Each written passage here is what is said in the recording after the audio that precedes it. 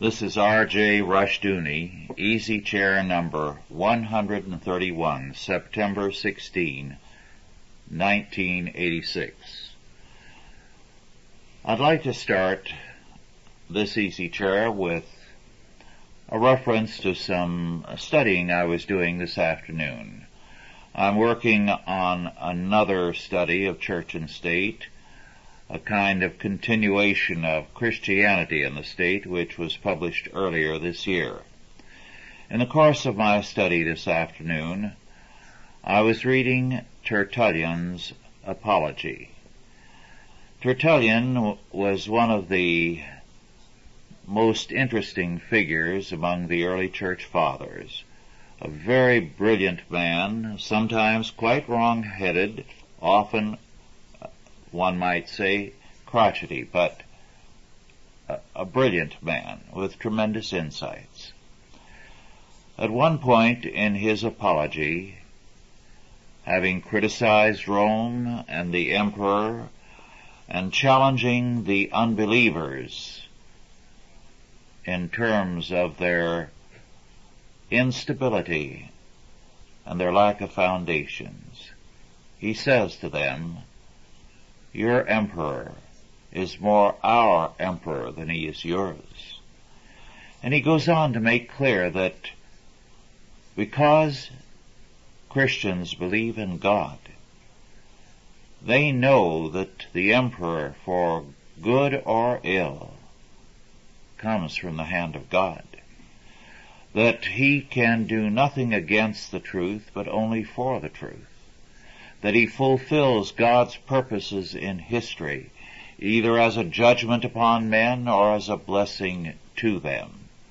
So, Tertullian could say, the emperor, no matter what he does against us, is still more ours than he is yours, because we know where he comes from, the providence and the hand of God. It was this aspect of the early church that we tend to neglect. They saw the hand of God in everything. As a result, they knew that in every evil trial, God was there, and God was making all things work together for good to them that loved him, to them who are the called according to his purpose. It was not easy for Tertullian to make such a statement, nor for any of the other Christians of the time, for that matter. But it also tells us why they were able to stand and to conquer Rome. For their opponents, life was ultimately meaningless. They had no hope, really. As a matter of fact, even the most devout and, let us say, religious pagan still could not have much hope. As W.C. Friend points out in a book of which I'll tell you more in a minute,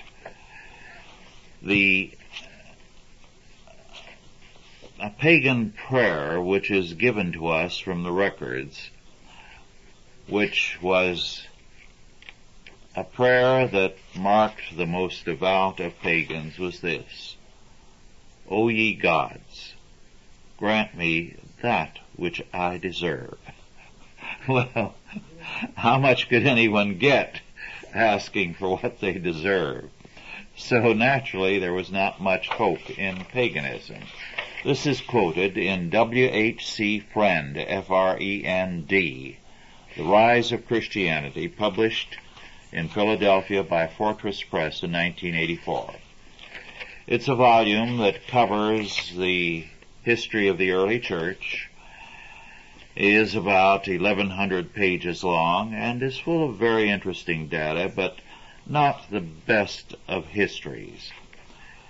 It is very difficult to write detailed history of an era without losing to a degree the thread of continuity, or in the process piling fact upon fact to overwhelm the reader. Well, friend does neither, but all the same, while there is a great deal in the way of interesting data in the book, the fact remains that since his faith is not particularly orthodox, he doesn't have a coherent thread for his narrative. However, I would like to cite some interesting points in the book. One of the things that we often forget is that when we look at the past, we project things from the present into the past. We believe that because Christians believe thus and so today, they must of necessity have believed the same then. Or because the synagogue to us today has a certain characteristic, it must have had it then. This is why some years ago it came as such a shock when archaeology uncovered a synagogue with all kinds of murals in it. And there were many who were convinced it could not have been a synagogue because synagogues do not have murals. But this one did, and it was a synagogue. Well, there was a synagogue at the beginning of the Christian era, at the time of Augustus Caesar, which was dedicated to Augustus Caesar. And the people who were members of it were very pleased when the emperor reciprocated by sending gifts to the temple. The synagogue called itself Augustici. That tells you something about why the synagogue in its day was so hostile to our Lord. Again, Freud gives us some further evidence. We are told, for example, quoting from the time, Trypho, that the faith of Israel had been reduced to this: first be circumcised, then, as is commanded by the law, keep the Sabbath moons and Sabbath feasts and God's new moons, and then perhaps you will find mercy from God. Well, consider the limitations of such a faith. It is comparable to that pagan prayer that I cited earlier, in that it leaves your salvation very dubious, perhaps. And see how reduced the law is to circumcision, the Sabbath feasts, and God's new moons. This is why, quoting again from the period, Friend says that many were repelled by this sort of preaching and spoke, and I quote, of the general silliness and deceit and fussiness and pride of the Jews, unquote. In other words, their faith had become one of irrelevance, and hence the success of Christianity was very rapid in the face of this. It is interesting to note, too, that the faithfulness to the law was continued by the Christians for some time. It was only in the 3rd century that one of the bishops of Rome, Callistus, worked against the life lived in terms of Leviticus particularly. So he decided to break with this kind of disciplinary legacy. So it was specifically Leviticus that was a focal point of Callistus' hostility.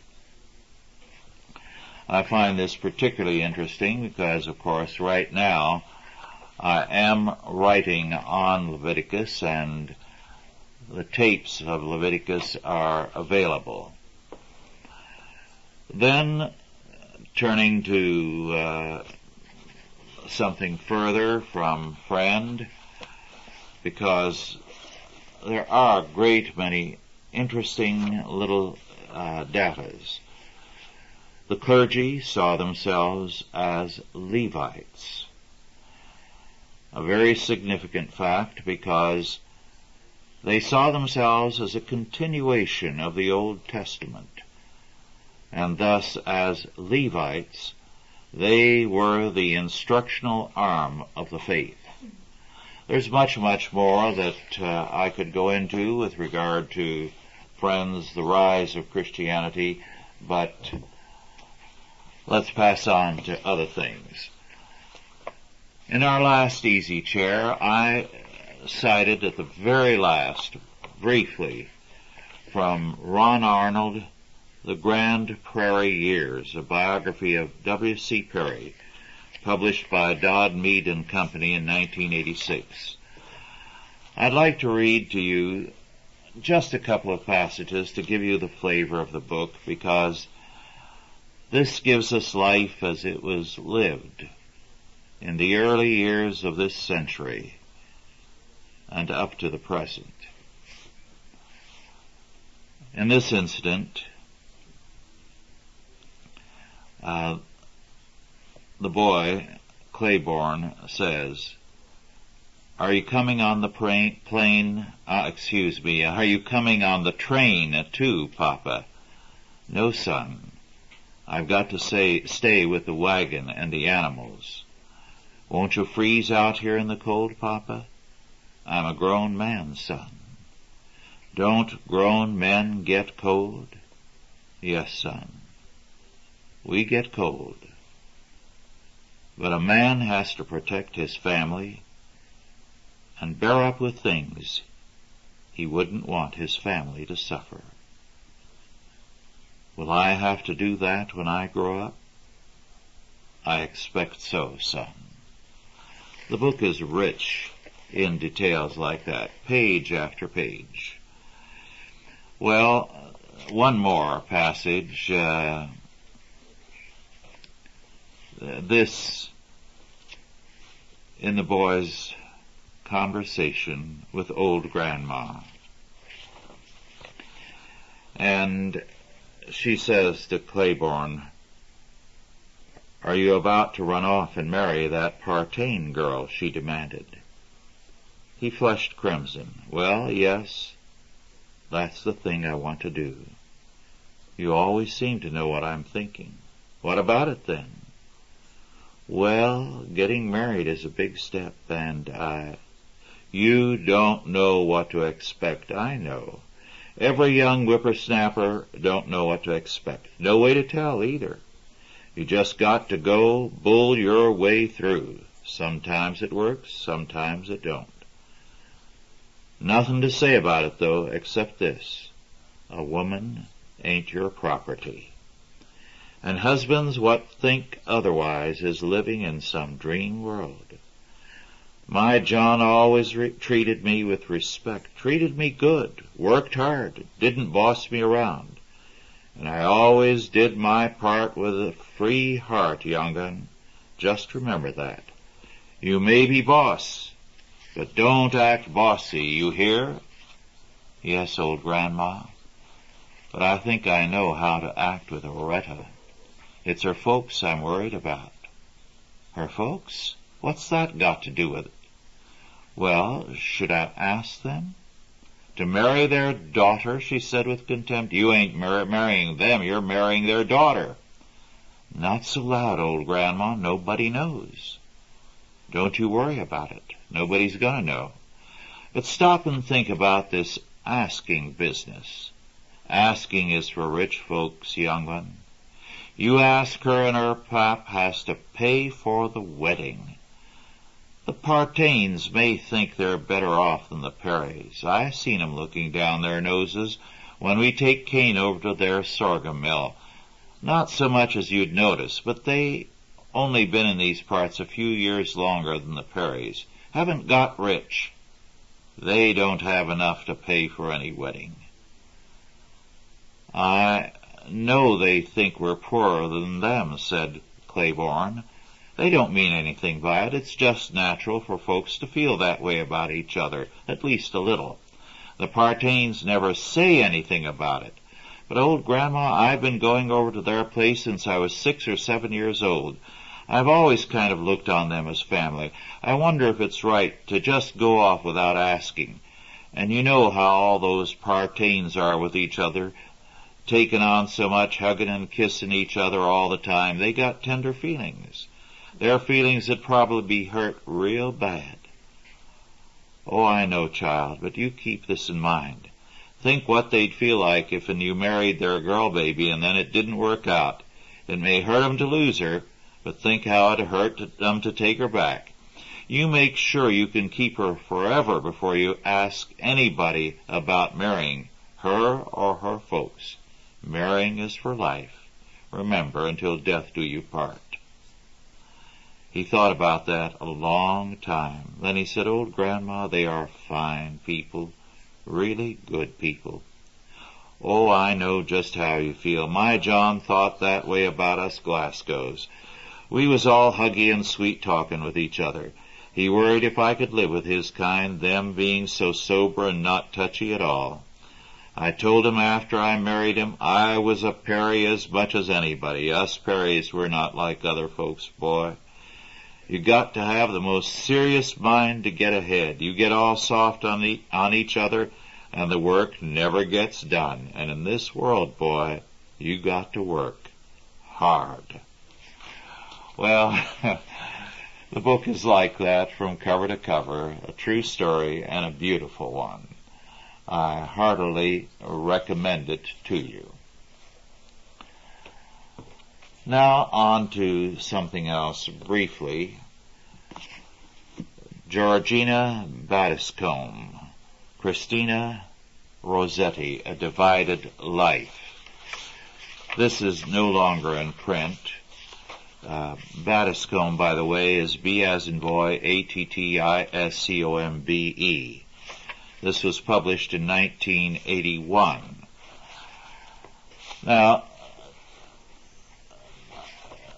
Christina Rossetti was a very fine poetess, one of the truly superior ones. She was a member of the Church of England, a devout and dedicated Anglo-Catholic.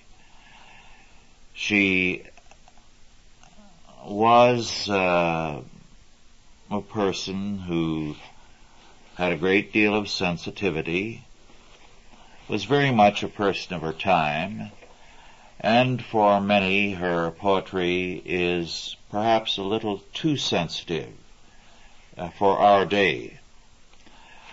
All the same, there is a great deal of beauty to it, and she was a master of her form. The interesting thing, however, that I do want to quote, in a description of Christina Rossetti's character, she makes this interesting point.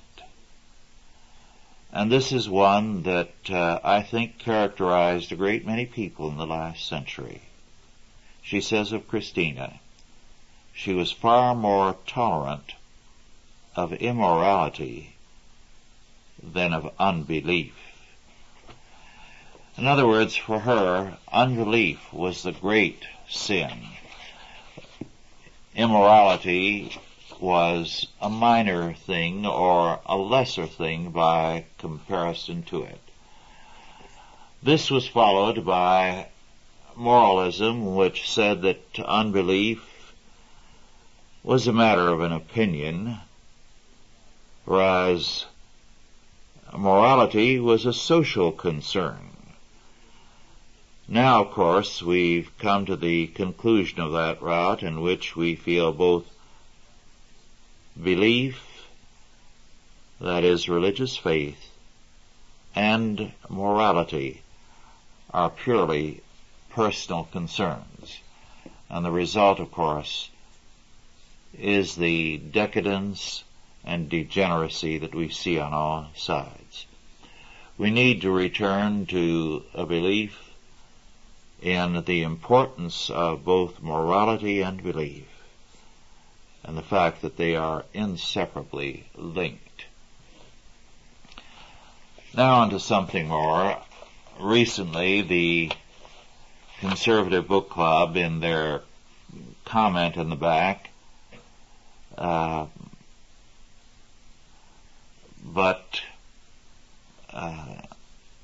he said, the commentator cites a letter, and I reproduce this on tape because I get this kind of letter all the time. He writes, "We just got this letter from someone about to graduate from college. Quote, I am writing in reference to the job of assistant to the editor at your business. I would like very much to be considered for this position. I believe that as assistant to the editor, I will be able to gain practical experience in the publishing field. I have experience in clerical work. Anything that I am not familiar with, I will be willing to learn. I think that I would be a wise choice for this job. I am a hard worker and capable of doing and learning anything that I am confronted with. This field of publishing has always interested me, and I see this as an opportune chance to learn more about it. I hope you will give my request for this position much consideration. I do believe that I am the best choice for this job," unquote. Now, there are two things about this letter that are noteworthy. First, the arrogance of someone about to graduate from college trying to jump to a position close to the top in a publishing firm. This is routine. I get letters from young men who are in school and about to graduate who tell me they are ready to join the staff of Chalcedon and want to know when I want them to arrive. Amazing, the arrogance. And the second thing that is noteworthy is that the misspellings abound. Such words as practical, believe, learning, field, and others are misspelled. The letter closed with this statement, "I do believe that I am the best choice for this job," and the editor comments, "She wasn't. God is good to us." Well, that kind of thing is a product of our modern education. When students who can barely write, who are barely literate, are asked to write a critical analysis of Shakespeare or of Milton, you know that they are early on trained in arrogance. When they assume they have the right to a discussion in a classroom about a subject in which they have nothing but absurd opinions, you know there is something wrong. The child is taught to open his mouth and utter anything, and the teacher takes it seriously. And you get this kind of result.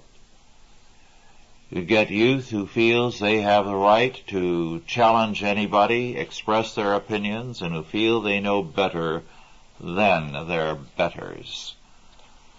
There is nothing but trouble ahead for such young people. Now on briefly to a recent book, published in 1983, but I believe still available, by Gordon Tullock, Tullock, published by the Fisher Institute in Dallas, Texas, at 6350 LBJ Freeway, Suite 183E, published at $9.95. The title of the book is Welfare for the Well-to-Do.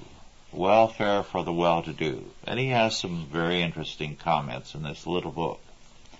But this paragraph from page 8 I want to pass on to you. It is highly probable that these arrangements are hard to make originally, but once they are in existence, tend to stay. He's talking here about controls in the marketplace, controls by regulatory agencies. The result is that over a long period of political stability, a democracy develops more and more of such arrangements. Indeed, Vancouver Olson, in an important new book, The Rise and Decline of Nations, suggests that this may be the basic reason for differential growth rates in modern states. Germany and Japan have grown rapidly since World War II, since the catastrophe of that war wiped out the organized special interest groups, and it takes time for them to reorganize. England, Canada, the United States are growing much more slowly because we had the good fortune to have a comparatively stable and successful government. The result is that this kind of organization has become more and more common. But this is a new theory, and it must be admitted has not been proved, unquote. Consider the implications of that statement. The losers in a war, because their economy is shattered and their bureaucracy virtually wiped out, are in an advantageous position, and they gain economically over the winners. Because with the winners, the bureaucracy continues in power and continues to develop its regulations, whereas in the loser nations they have to start from scratch, therefore with a great deal more freedom. And that's the key. Well, let us hope that it doesn't take a catastrophic defeat for us to dismantle our bureaucracies and start afresh. But they will have to be dismantled, or our economies will founder. Tulloch has in this book a number of points which you may or may not agree with, but I think you will find them quite interesting. He deals with situations in this country, in Canada, and in England, in the land of the victors. And apparently, having defeated the enemy, we have created regulations to strangle ourselves with and to make sure that what Hitler and the Japanese could not do, we will do to ourselves. Something to think about. Well, very briefly onto something else. I've been bringing this time and again to the easy chair to deal with, but haven't been able to squeeze it in. This is from a newsletter, Focus on Zaire, Africa. And the statement is that it is noteworthy that these delegitimized states, ones that we have helped push out of existence, are all allies of the United States. Similar calls for accelerating the collapse of the leftist dictatorships in such countries as Angola, Mozambique, Ethiopia, Burkina, Benin, and Ghana, none of which came to power through legitimate means, and all of which are pro-Soviet, are to be heard only from a few voices, even among conservatives, unquote. In other words, our policy today is to declare our friends to be illegitimate governments, but those that are truly illegitimate, we do nothing to unseat them. In fact, we finance them to our own detriment. Well, now on to something else that I was turning to this afternoon in terms of my study. A book published some years ago, I believe first of all in 1947. And the author, Harold Mattingly, The Man in the Roman Street. Mattingly is usually a good historian to read. He writes very well. The point he makes at the onset of this study is that, and I quote, "It was the common man who was expected to be influenced, whereas Augustus fully realized it was on the common man that the imperial power was based." Hence the title of his book, The Man in the Roman Street. He begins by calling attention to the fact that the Roman Empire rested on the common man, and by commanding his mind, by directing his faith, his aspirations, his activities, his resources, he was basic to Roman power. Hence, it was important, if Christianity was to triumph, for Christianity to reach the man in the Roman street. And this is precisely what Christianity did. Many of the enemies of the faith have, like Gibbon, charged the church with reaching the slave population and being a slave religion. Well, this is not true. It reached people in all classes. But their hostility is really another way of saying the gospel reached the man in the street. It was important to him. It redirected his thinking and his life so that it was striking at the heart of Rome. By the 4th century, the townsmen, says Mattingly, had become Christian, or rather by the 5th century. But it was in the villages that the old faith, the pagan beliefs lingered. However, those who held the faith didn't have the vitality. It was no longer a creative, commanding, dominion-oriented faith. It was something very different, just something in retreat, lingering on among the country folk. The Christians, of course, did not gain this position easily. They were hated, they were resented, because they stood against everything that Rome represented. People instinctively recognized that they were a threat to the life of Rome as they knew it, and hence the cry, the Christians to the lions. All the same, the faith spread, because there was something wrong with Rome. Now, even after Rome fell, he says, many were still pagan at heart. As he adds, many are still today. But the simple fact was that Rome and the pagan faith no longer had the vitality to maintain a creation.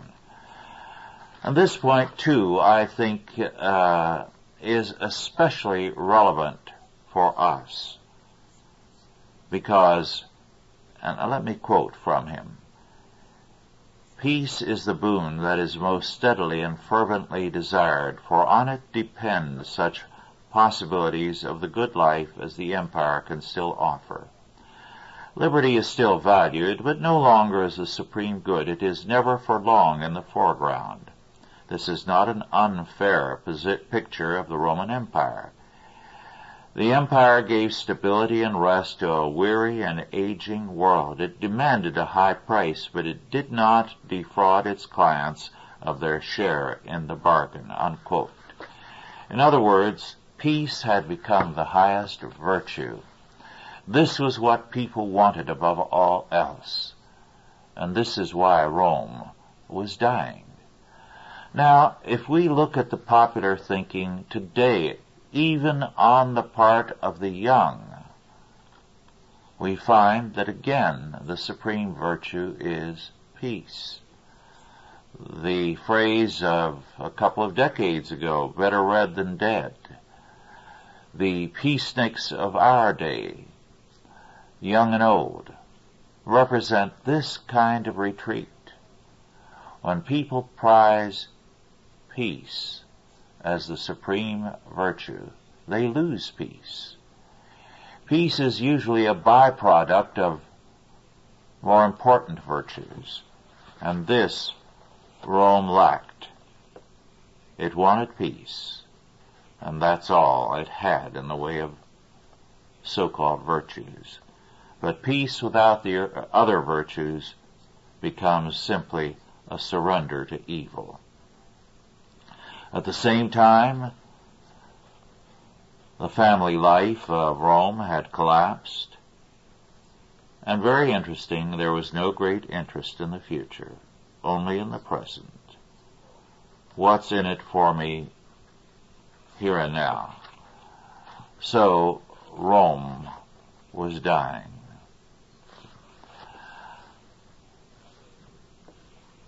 Another recent book by Tony Walter is titled Need, the New Religion, Exposing the Language of Need. This was published in Downers Grove, Illinois by the InterVarsity Press in 1985. It's a paperback of about 173 or so pages. There are some excellent points in this book, but the whole thing could have better been said in an essay. But the point is a valid one. According to Walter, the new morality holds that meeting need is the ultimate good, so that even as the Romans sought to be peace, and we do too, there are many in our culture of whom he says need is the religion of the religionless, the morality of those who pride themselves on having progressed beyond morality. Their goal is peace so that they can meet their needs. What is very important and represents some brilliant thinking on the part of Walter is the fact that he traces the idea of need back to the 17th century. And he says, and I quote, modern notions of need draw on the kind of philosophy established by Locke in the late 17th century. Whereas Descartes thought that our reason was basic to human life, I think, therefore I am, Locke thought that desire was even more basic. Before the newborn infant gets around to thinking, he desires food, warmth, comfort. It is through desire that he begins to relate to the world. His first conscious experience of himself is as lacking something, as needing something. He comes to know those who nurture him as those who supply that lack. So, whereas early and medieval theology tended to see desire as spiritually dangerous, Locke and those who followed him saw it simply as the basis for all human experience, whether we like it or not, unquote. Well, that's a very important point. And he goes on to develop Locke's position here. I won't take time to go into it. And how all of this, of course, leads straight to Karl Marx, who insisted that capitalism thrived on the continual creation of new wants and needs. And so capitalism works on nurturing a need society. Again, he has some interesting things to say on advertising and technology as they increasingly are bent towards need. Interesting fact is, and I quote, technology may sometimes lead to new needs, but there is nothing inevitable about this. The flushing toilet was invented 300 years before it came into general use, unquote. Today, of course, anything that meets needs is most readily marketable. Well, throughout this little book, Walter, as he develops this psychology of need in our modern world, is thoroughly on target. He says that needs have an uncanny knack of appearing to make the world simpler. Your life is going to be so much easier if you get this and that. Needs then are transposed into rights, that because you have a need, you have a right to it. Quoting again, once we have established a need, then all kinds of other things are supposed to follow. People need sex. Therefore, they have a right to it. Therefore, we can want it without condemnation. It is not just advertisers who use this supposed logic. We all do. Children need love. Therefore, we ought to love them.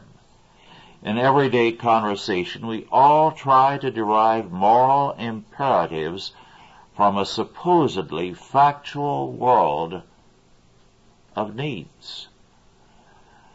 It really readily justifies otherwise contentious actions, as well as actions about which there is consensus, unquote. As a result, our morality has changed, because when we say children need love and therefore we ought to love them, therefore we condemn parents who are going to discipline their children and spank them. And we feel there is something wrong with them. They do not provide their children with the needs that should be met. The need for love, for example, or the need for this or that toy, or the need for various things that are necessary for their fulfillment according to the needs religion. It leads to a position where religion becomes completely turned around, and the definition of man becomes changed, so that it is now, I need, therefore I am. A very fine little book, even though a bit overly long at points. Well, Reginald G. Damerel, D as in Denver, A-M-E-R-E-L-L, is the author of a new book, Education Smoking Gun.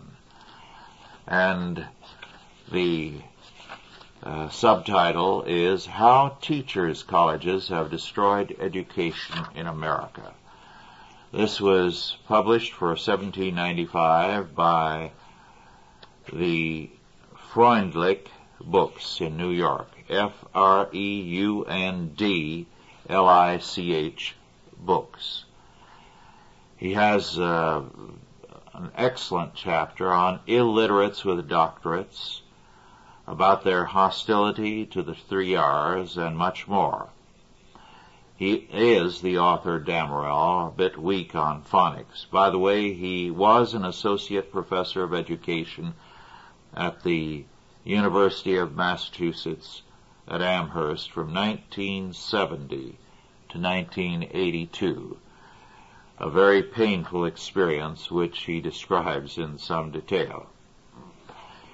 He does, rather incidentally, refer to the fact that these schools are now anti-Christian, as is modern education. to cite one statement. In 1970, Theodore Sizer, then dean of the Harvard School of Education, co-edited with his wife Nancy a book entitled Moral Education.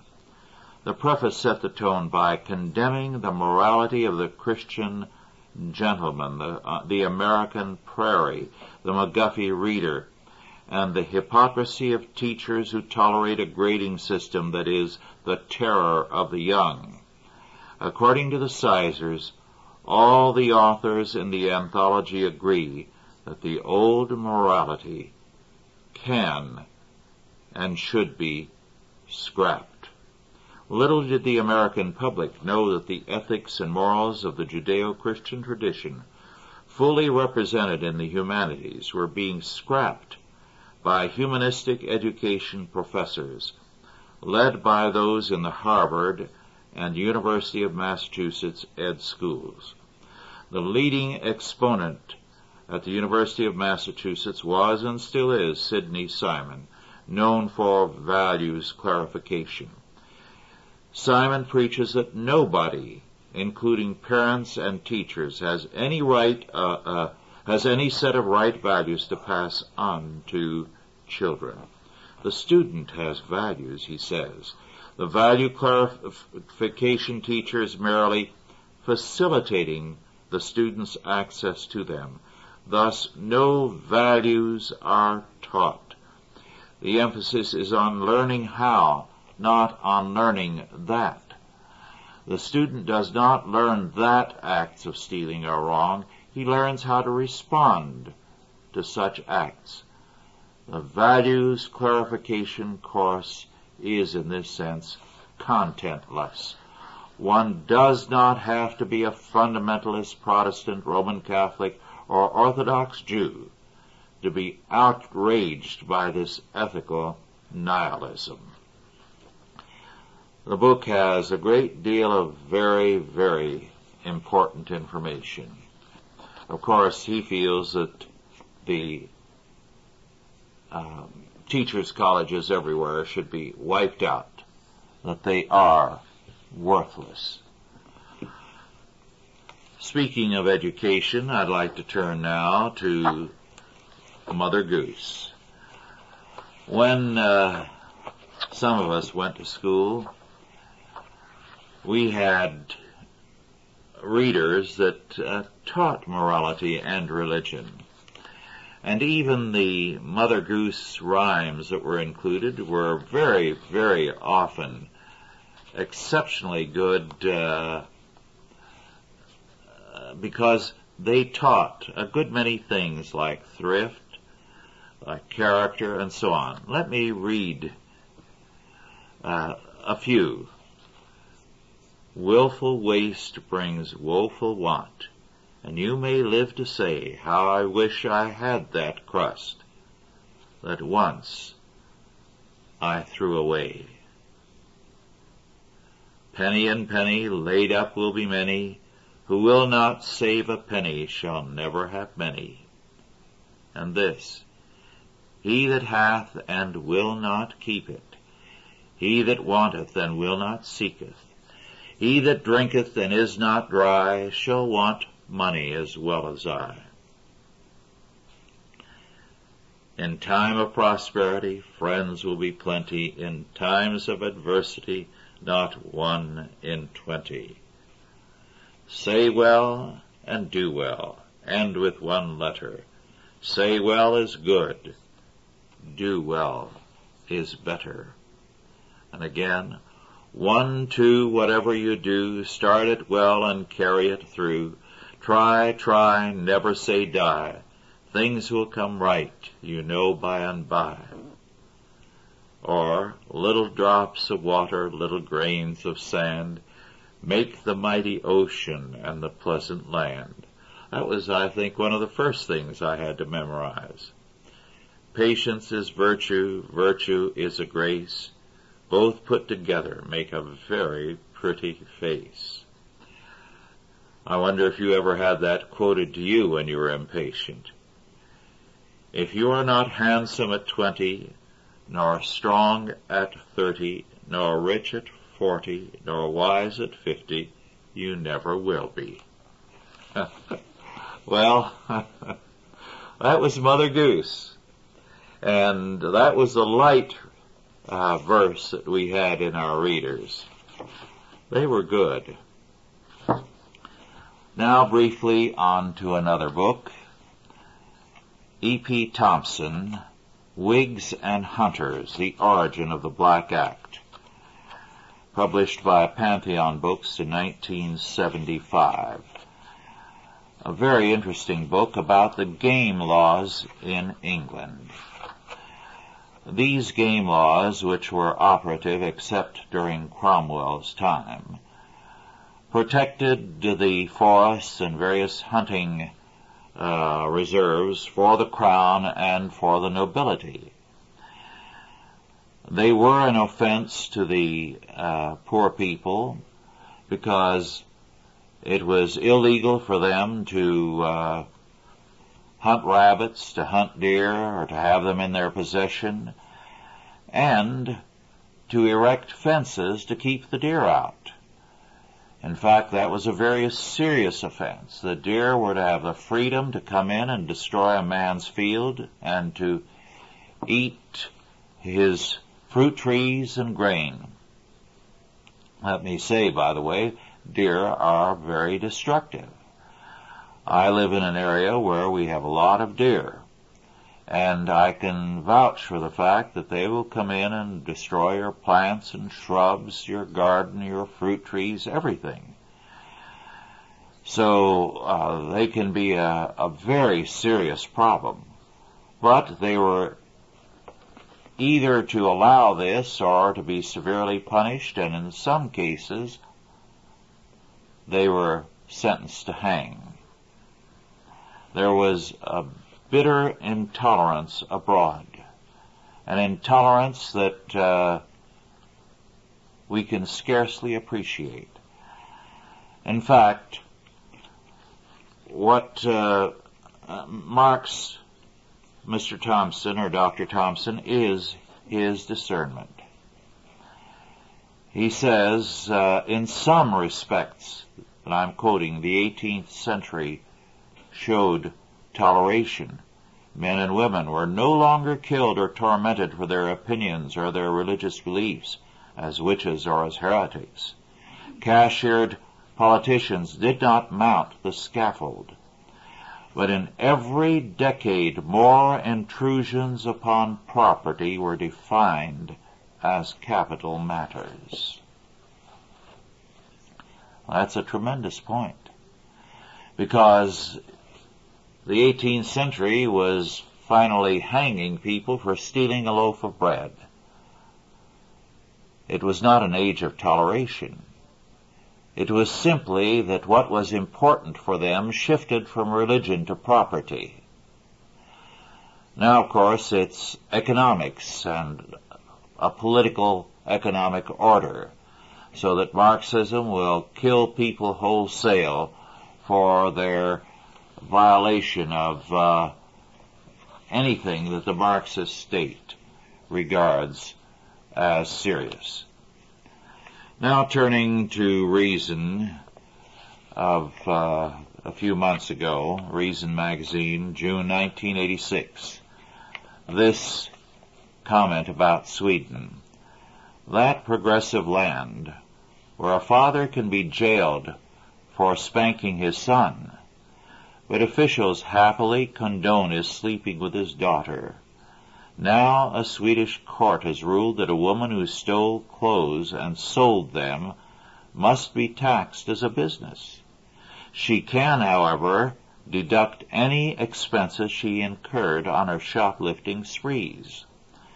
The court ruled that the woman ordered to undergo psychiatric treatment for kleptomania has to pay taxes on the $55,000 worth of goods she was convicted of shoplifting and selling.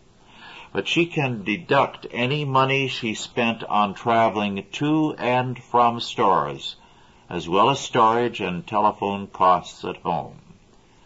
Not only does crime pay, but it's deductible, unquote.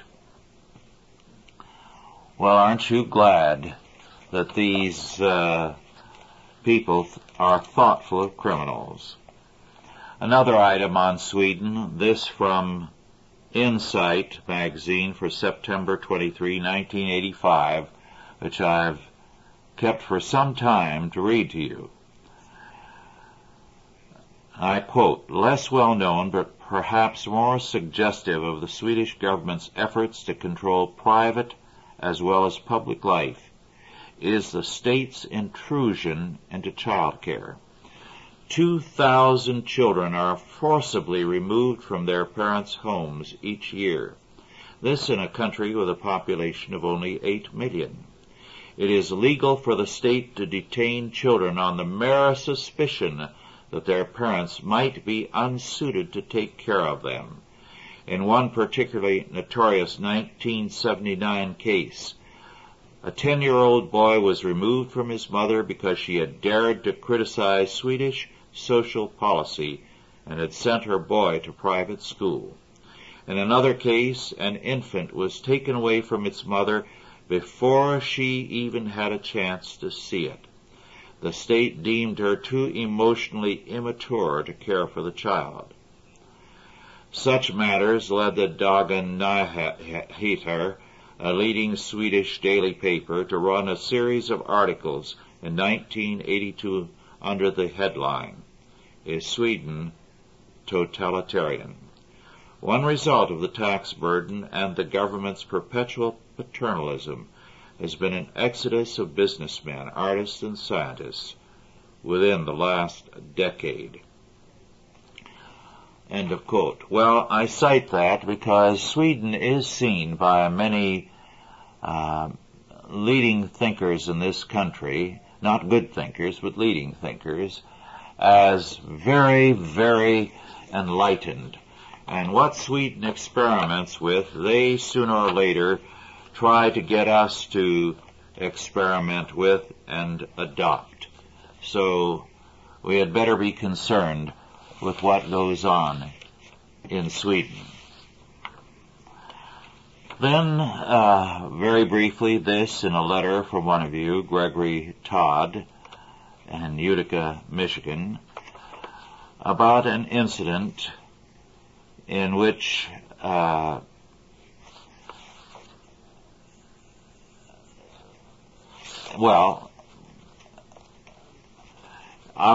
quote, "I was in an office recently explaining to the pair of secretaries who worked there the reason for the name of Davis being in my wife's family. You see," I said, "she is related to Jefferson Davis." "Who?" asked the first secretary. It was as if I had launched into an esoteric explanation of quantum physics. "Jefferson Davis," I responded. "Never heard of him." I stared in disbelief. "You've never heard of Jefferson Davis?" I inquired. "Was he a president or something?" offered the second secretary. "Well, yes," I answered. "He was the president of the Confederacy during the war between the states." I managed to impart this bit of information without conveying my sense of shock, but I wasn't out of the woods yet. "Wasn't that about 100 years ago, around 1860 or 62, the first secretary queried. "Yes, from 1860 to 1865, I lectured. By this point, I was beginning to feel like an authority on the subject. Back to the second secretary. "I'm not into presidents," she chuckled. I turned and walked out of the office in frustration and disbelief. Here were two public high school graduates from solid middle-class backgrounds who held responsible jobs. One seemed only slightly cognizant of the Civil War and had no recollection of Jefferson Davis, while the other believed him to be a possible U.S. president. Unquote. Well, our time is just about up. That's not unusual. I've had letters from the South from people who tell me that they're never told anything about Jefferson Davis or the Confederacy or anything else comparable, or Stonewall Jackson in the public schools. Well, our time is up. Thank you for listening, and I'll be with you again soon.